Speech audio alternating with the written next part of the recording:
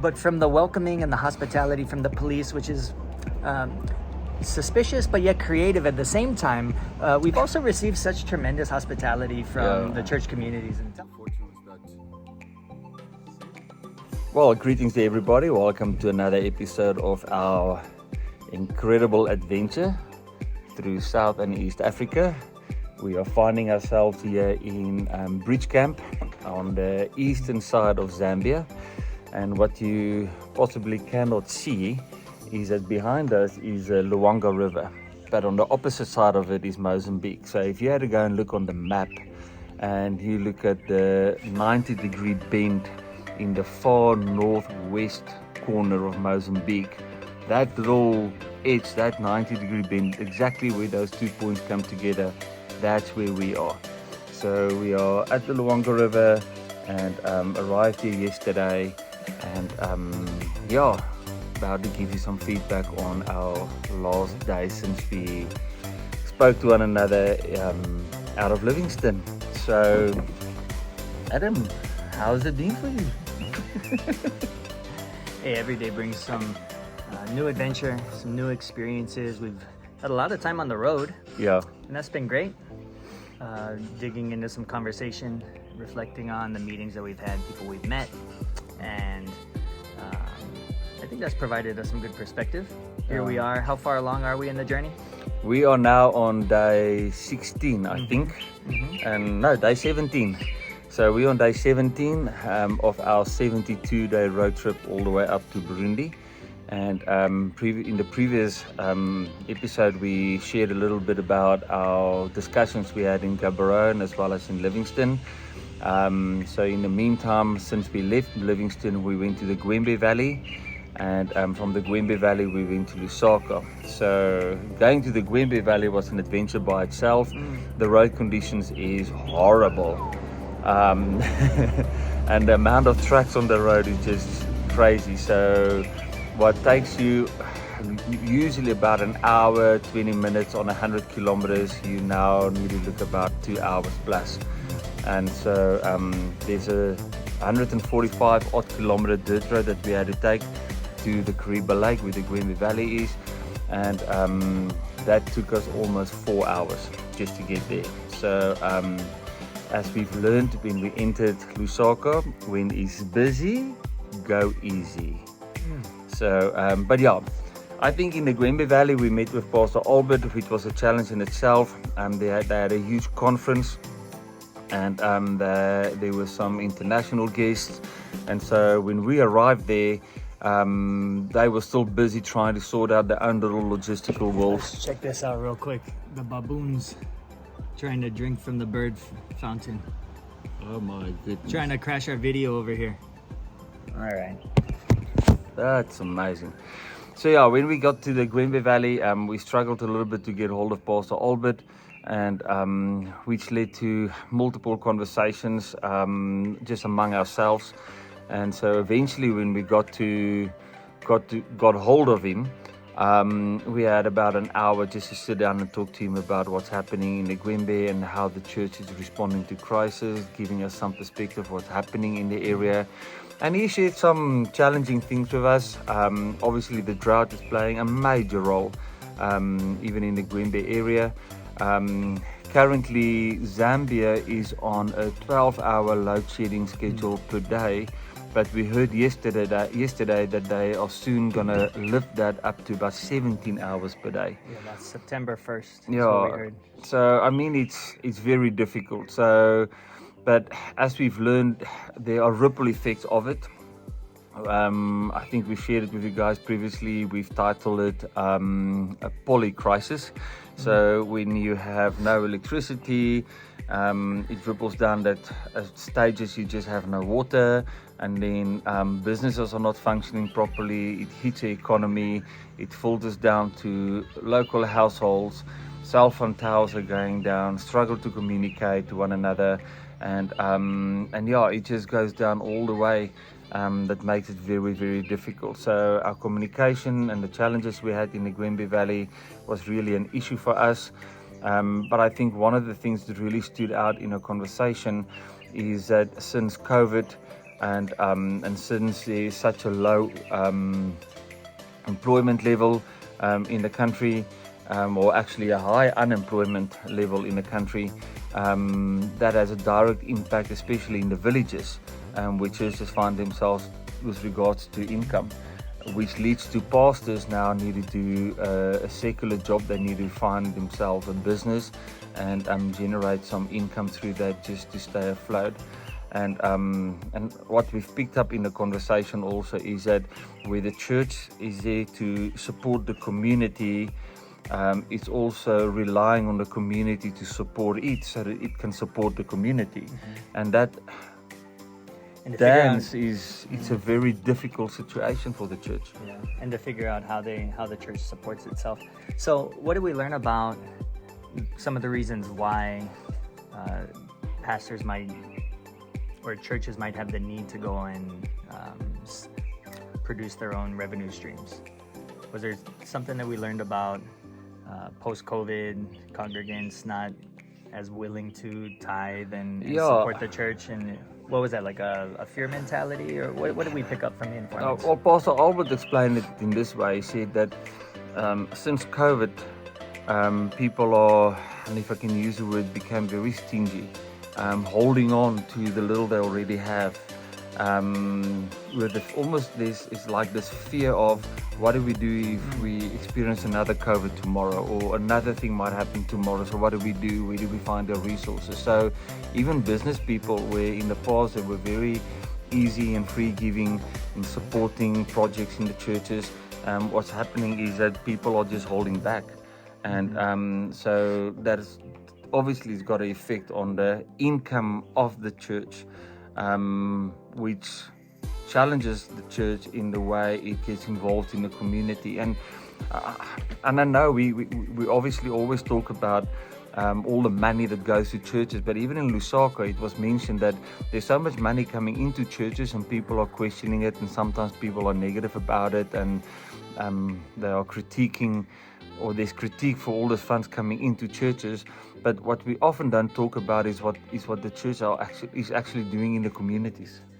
And so obviously some of those funds are required, and those resources are required to assist the church in being more effective in the community. But if that support is not coming in, the church is not capable to support and play a significant role in the community. Yeah, so it's interesting to think about how you have these complexities and the interplay between different people involved with this. From the community aspect, I think it's a display of strategic thinking, futures thinking, understanding that in this time of polycrisis, you never know what's going to happen. And I think what we're also picking up is that you can't rely on the government, especially in some of the rural areas. But then again, in Lusaka, you've got load shedding for 12 plus hours, and you have this unpredictability. I think that's just really what it comes down to. So in the midst of uncertainty, how do you develop the ability to sustain? And perhaps we haven't been exploring or asking questions, perhaps there's a significant or fundamental shift in the ways people in some of the rural areas are managing finances to have funds stashed away for what might come. But I like that word ripple effect that you're then describing, and it's seeming to produce some interesting conversations amongst the church leaders to explore and to make sense of how might the church adapt and evolve, and what is its role, and how do we understand this the mission of the church. Is it especially when it comes to entrepreneurship and having to self-sustain itself. So I think there's some ideological conversations that are challenging a lot of the leaders, and that's not a bad thing. It's just interesting to hear the different perceptions of what that looks like and what's appropriate, and so that's been quite fascinating to pick up on. Yeah, so from the Gwembe Valley we went to Lusaka, which is an adventure because of the road conditions and the police. I once again was stopped by the police. Apparently I changed lanes in a busy intersection, and there was a white line that I didn't see, so I changed lanes over a white line, following another vehicle, and what I didn't see is that the registration number on that vehicle is actually an emergency vehicle. And so yeah, we got stopped, which was fun. You know what? Sometimes I think the police will have a photo and name of somebody, Zambia's most wanted. But I think in some of these countries, you're actually on a poster and it says most celebrated, because when you come into town, they know payday, baby. And what do you say? Hey, give me a receipt for this ticket. No. Yeah, so I asked him for a receipt and he says to me, no, you got to go to the police station, which is like 5 kilometers away, which will take you at least an hour to get there through the traffic. And so you leave there with nothing. You just give him the money and that's it. Yeah. So read into it whatever you want to. But from the welcoming and the hospitality from the police, which is suspicious but yet creative at the same time, we've also received such tremendous hospitality from the church communities. And tell us a little bit about our arrival to Lusaka and meeting Pastor Frasier and that experience. Yeah, I think meeting up with Frasier was a huge blessing. I've known him since our mission training back in the year 2000. We were students together, and we were just welcomed with open arms. I mean, they had incredible food prepared for lunch that day, and they invited a number of people from different perspectives. There were even a guy, Kabu, from the radio station, Christian radio station in Lusaka.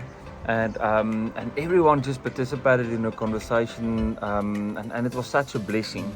You know, often we think about people coming together and we have our meetings and then boom, everyone goes off again and do their own thing. But if you sit in the environment, realizing that when the people arrive on time or late, they just been on the road for about an hour from the one side of the city to where we are.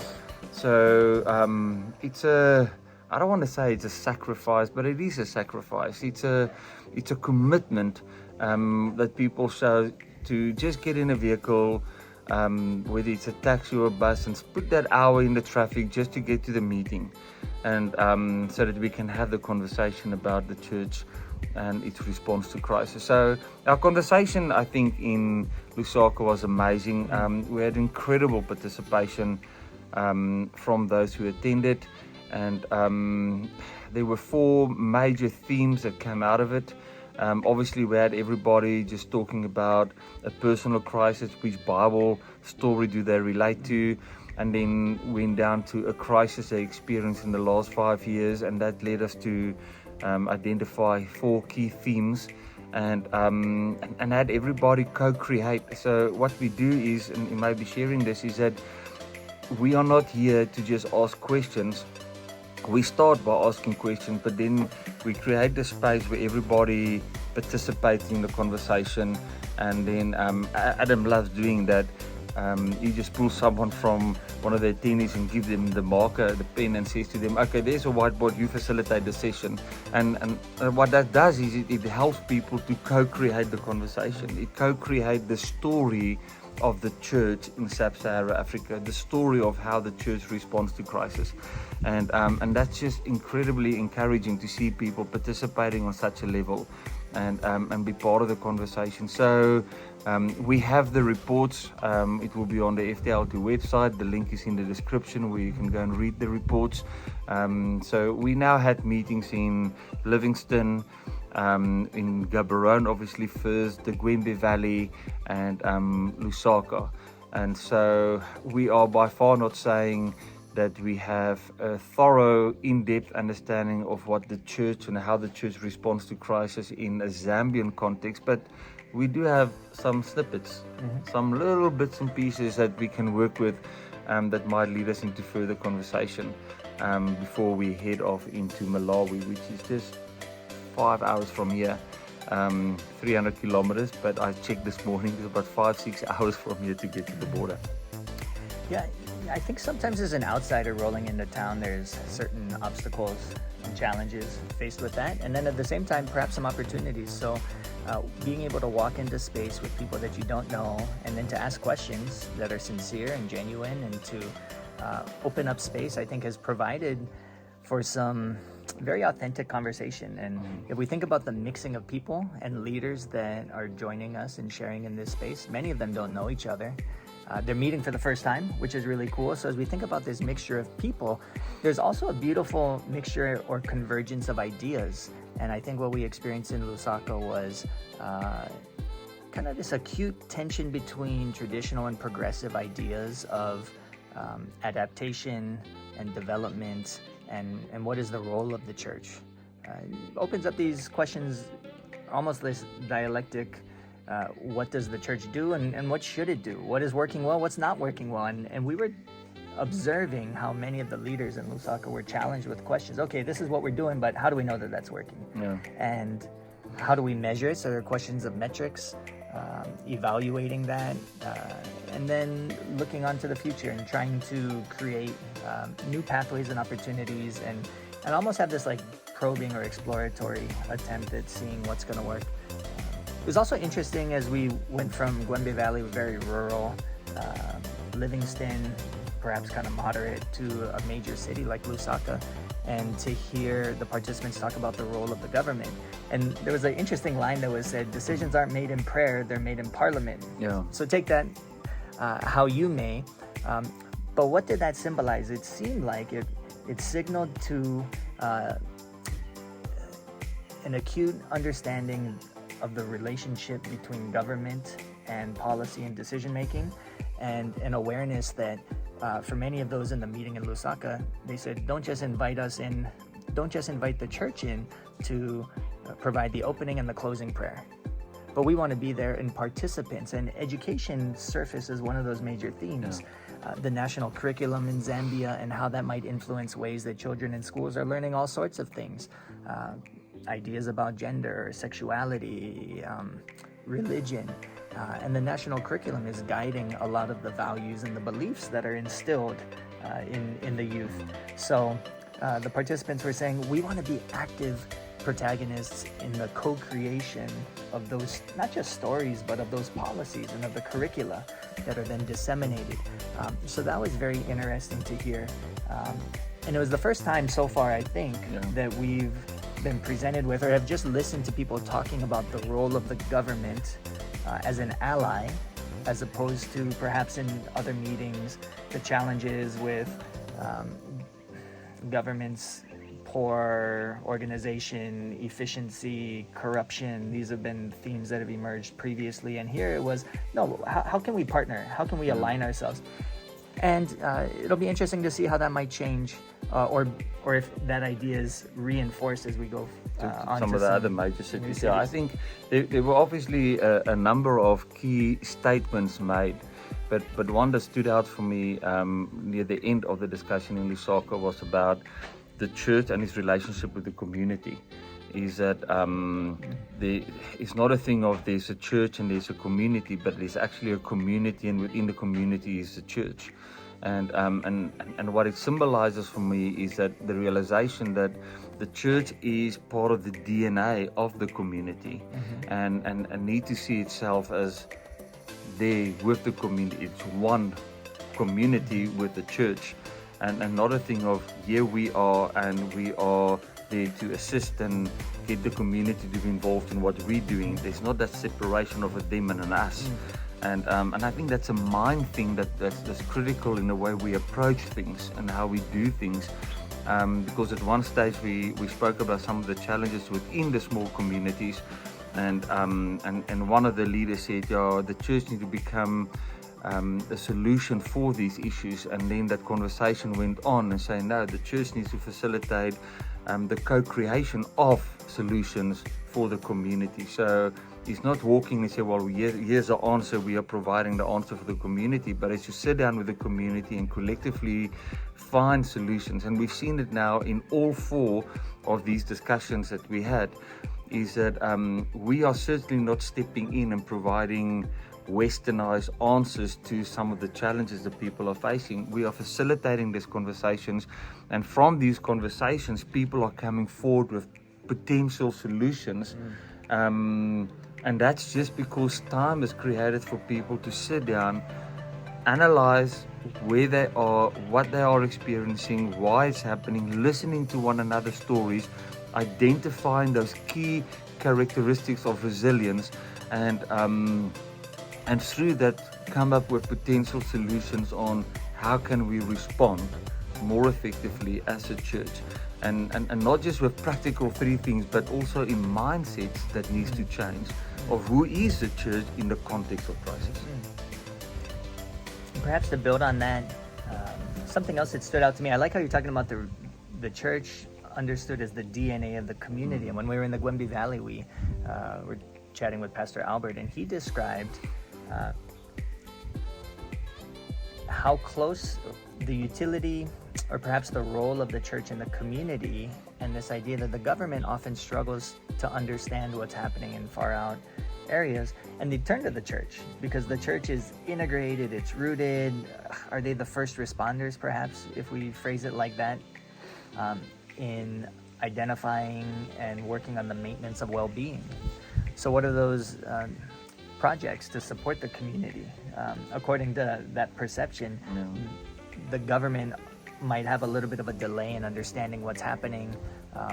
Who do we turn to? Who might we view as leaders? So I think at the end of the day, we're both interested in understanding the role of the church better. But I think, well, why the church? Maybe it just opens up this question. Why not focus on leaders in other areas of society, in business, or what have you? But I think, just to respond to that, in both the cases, Lusaka and in the Gwembe Valley, when we ask the question as into when there is a crisis, who are the people, or to where do the community go for assistance? And in both cases, the mention was made that often even government is relying on the church to provide the information, because the church is in the community. I don't want to say they have more authority, but they certainly have almost more influence. As the one guy said, if the church decide that you should not go and vote, then the people will not vote. And the government acknowledges and recognizes, based on the conversations we received, recognizes the influence of the church, and therefore there's a strong relationship between the government and the church to assist with communication going down onto grassroots level. So in Zambia, as an example, there is the Council of Christian Churches, might be a different name, that's just how I remember it. And so when there's an issue, government relates to this body, and from this Council of Churches there's communication that goes down to all the churches, and leaders as to what the next steps are and how to approach it. And but there is a central body that's representing the churches in a government space. But I do feel from what we've heard that there's a need to be more involved in the decision making, and not just being this intermediate or this facilitator between the church and the government. There's a desire to be more involved in the decision making. And we've been continuing to think about and discuss this communication network. And I think oftentimes when we consider the role of the government in development, it's often either a top-down or a bottom-up. And it seemed like, at least with the communication, it's both. The government is reaching out to some of these mother bodies. I think they were described where pastors from interdenominational congregations would get together and just share in fellowship, and messaging would be disseminated down to them, which would then be extended to the community. But then as the pastors in the communities would come to realizations or report back on what's happening, there was also this bottom-up communication channel that went back. So it was very interesting to see how the network is seemingly structured organizationally, and maybe there's lots more to be understood to the efficacy of how well that's working. I think there's certainly a need for further discussions and some further research. How we will do that, time will tell. But we are here on the border, Mozambique on the other side. On Monday morning we depart for Monday we depart from here to the Longwe, and start making our way into and through Malawi. So yeah, for you to stay up to date on what's happening, subscribe to this channel, and we'll keep you up to date. Go to the ftlt.org website, and the link is in the description. Scroll down to the bottom where reports are, and you will find all the small little reports that's been written from our conversations and experiences. And yeah, it's been fascinating. It's still mind stretching, and but we enjoy it. At least it's okay to be in the car with. It's fine. Master chef, master navigator, campsite leader extraordinaire. He's just making it all happen, and it's wonderful to have a guide. That's so sweet of you. Okay, yeah. Okay, guys, all the best. We'll keep you informed, and go well.